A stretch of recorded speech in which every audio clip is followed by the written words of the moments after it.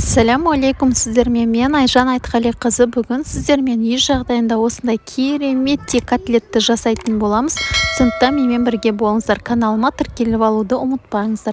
Ең алдымен капустамызға сарымсағымызды салып, пиязымызды салып, бәрін жақсылап бір келкіп болғанша блендердан өткізетін боламыз. Егер сіздерде блендер болмаса, ұсақтап, майдалап турасаңыздар болады.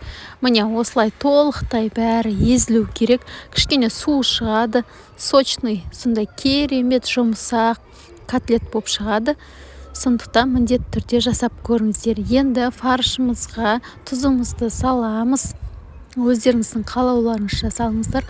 Бір жұмыртқа қосамыз. Жұмыртқа біріктіріп тұруға жақсы котлетті. Және жаңағы езіп алған массамызды осыған қосамыз. Қара бұрыш кішкене қостым. Егер қалауларыңызша өздеріңіз қоссаңыздар болады. Және манка қостым. Көп қоспайсыздар, мен құрамына жазып кетем. Бәрін біріктіріп, жақсылап араластырамыз. Толықтай бәрі толығып, жақсы араласқаннан кейін осыдан енді өзіміздің котлеттерімізді формаларын шығарып өздеріңіз жасасаңыздар болады. Мен осылай бір ас қасықпен өлшеп аламын.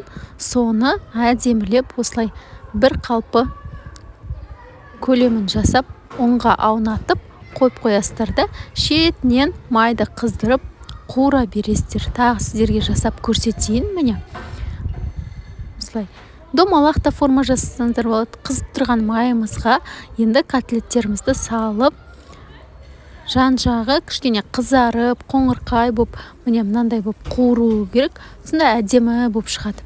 Асықпай қуырыңыздар, иә? Дәмді болып шығады. Біздің котлеттеріміз осымен дайын болып шықты. Қараңыздар, керемет болып шықты ғой. Жасап көріңіздер. Менде дайын пюре бар. Осы пюренің рецебі менің каналымда бар. Көрсеңіздер болады. Гарнирға кез келген нәрсені ұсына берсеңіздер болады. Жалпы астарыңыз дәмді болсын. Сіздермен бірге болған Айжан.